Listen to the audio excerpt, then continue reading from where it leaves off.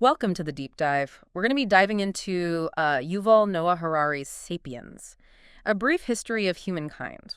Okay. It's a book that really takes us through the whole of human history. Yeah. It challenges a lot of the conventional ideas about our past Uh-huh. and makes us think differently about who we are and where we are headed. Mm-hmm. And one of the most fascinating ideas in this book is this idea that progress isn't always what it seems. Right. Like, take the agricultural revolution, for example. Yeah. We often think of it as this huge step forward for humanity, Uh, but Harari argues that it might have actually made life harder for a lot of people. Yeah. What's so interesting about that argument is he presents this trade-off, Yeah, right? So yes, agriculture led to larger populations, more food security, right. but at what cost?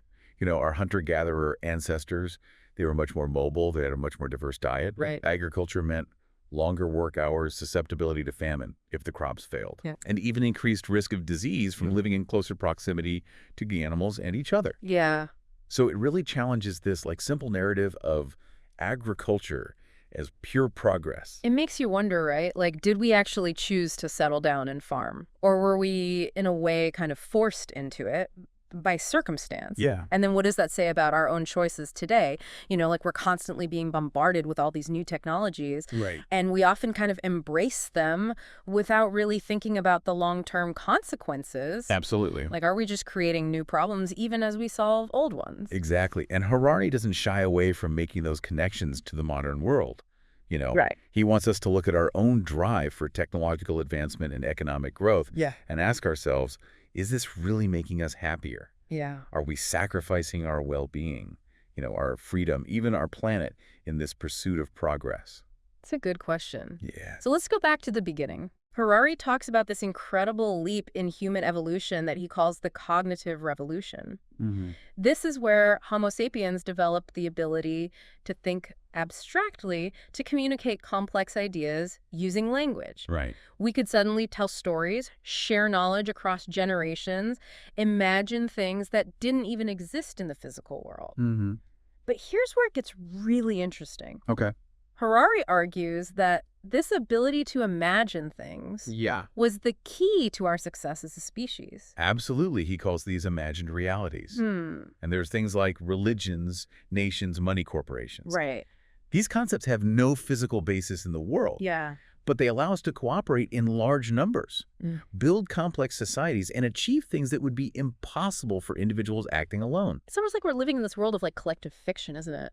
It is. It is. But how does that even work? Like, if everyone believes in something strongly enough, does it become real in a sense? That's a question that philosophers have been debating for centuries. Right. But Harari's point is that these shared myths, these imagined realities, are what have allowed us to build civilizations, Okay. create laws, establish trade routes, even wage wars. Mm-hmm. I mean, think about money, for example. Okay, yeah. It's just piece in the paper or numbers on a screen. Right. But we all agree that it has value. Right. And that allows us to exchange goods and services, build entire economies. So we've got language, we've got cooperation, we've got these imagined realities. Yeah. And then we kind of transition to the agricultural revolution, which, as we discussed, had its downsides, but it also allowed for these larger populations and more complex social structures. Right.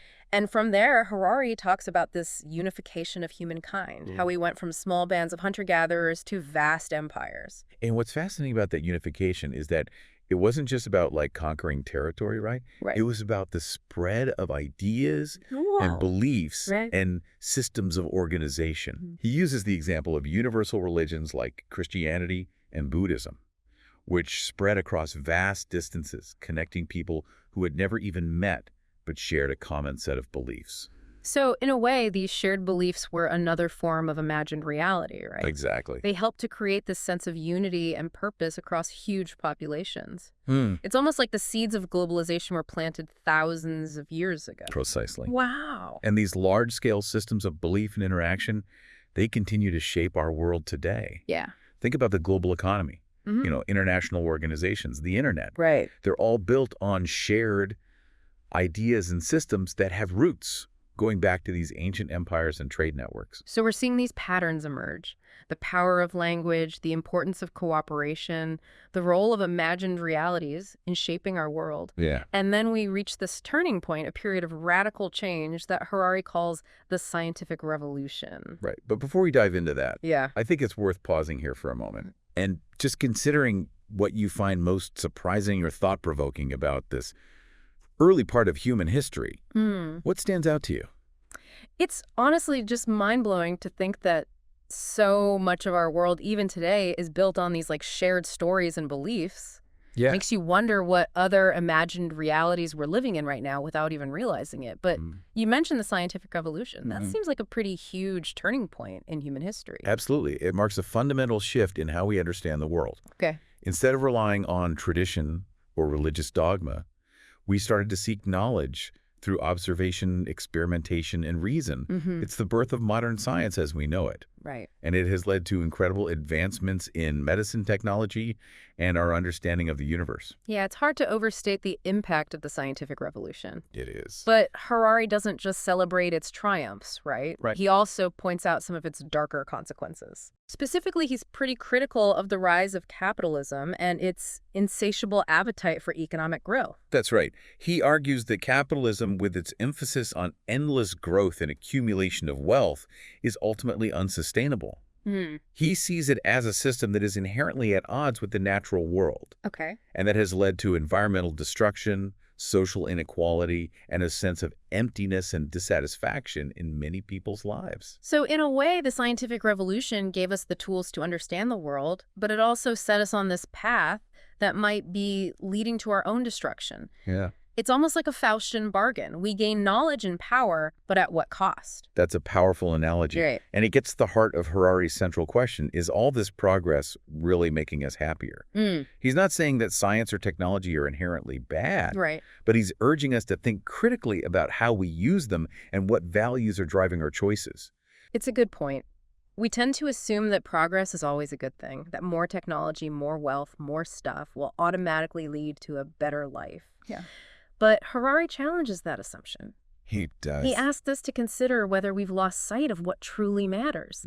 Things like community, connection, purpose, meaning. And this brings us to one of the most thought-provoking parts of Sapiens, Okay. Harari's exploration of the future of Homo sapiens. We're on the cusp of some incredible breakthroughs in fields like genetic engineering, artificial intelligence, and biotechnology. Right. We have the potential to reshape ourselves and our world in ways that were once unimaginable. Yeah.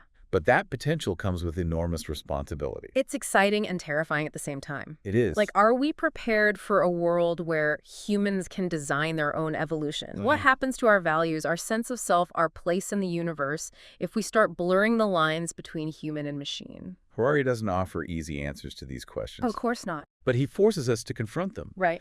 He argues that we need to start having these conversations now, before these technologies become so advanced that we can't control them. Yeah. We need to think about the ethical implications of these advancements and decide what kind of future we want to create.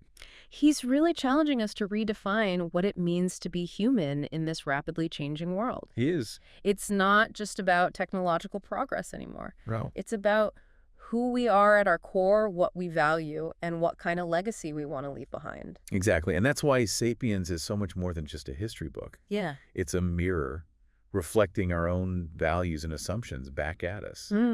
It's a call to action, a challenge to think critically about the world we're creating and the future we want to inhabit. It's a lot to take in. It is. But it's also incredibly empowering. Yeah. We're not just passive passengers on this journey. Right. We have the power to shape the future both individually and collectively. Mm-hmm. We have the power to decide what kind of species we want to be.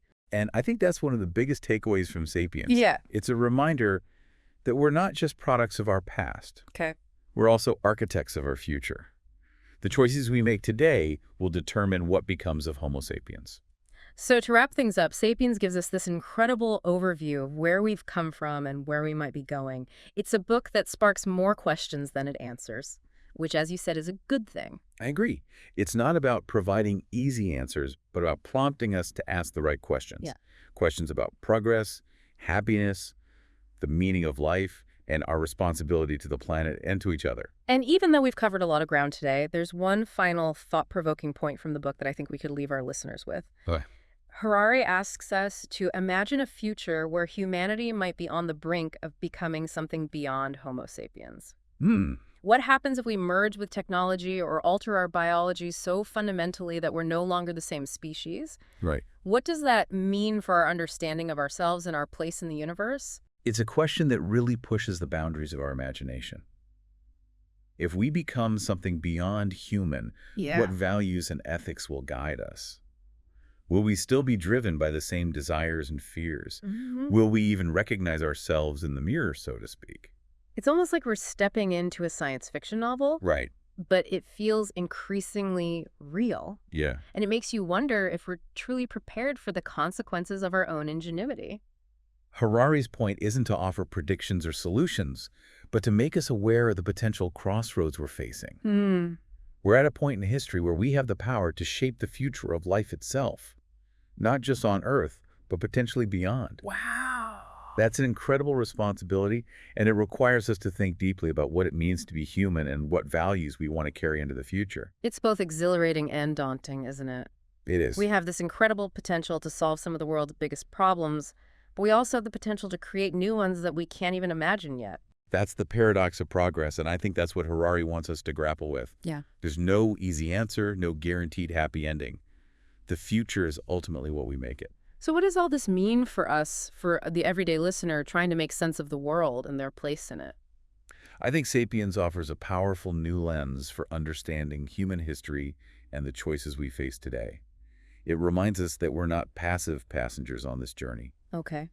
We have agency, we have the ability to influence the direction of our species. It's a call to action, isn't it? A Yeah. call to be more conscious, more aware, more deliberate about the choices we make, both individually and collectively. Exactly. It's about asking ourselves tough questions, challenging our assumptions, and being willing to have uncomfortable conversations about the future we want to create. Because if we don't actively shape our future, someone or something else will do it for us. And that's a prospect that should give us all pause. Absolutely. The future is not predetermined. It's a canvas waiting for us to paint on it. Yeah.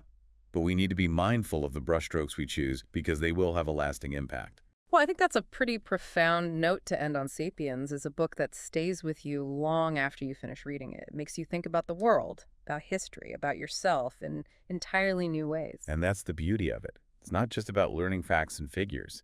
It's about sparking curiosity, challenging assumptions, and inspiring us to engage with the big questions about who we are and where we're going.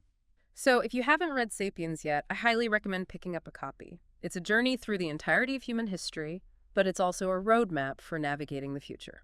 And even if you have read it, I encourage you to revisit it with fresh eyes. There's always something new to discover, something that resonates differently depending on where you are in your own journey. And that's a wrap on our deep dive into Sapiens, a brief history of humankind. We hope you enjoyed it and that it left you with plenty to ponder. Until next time, keep exploring, keep questioning, and keep learning. And remember, the future is in our hands.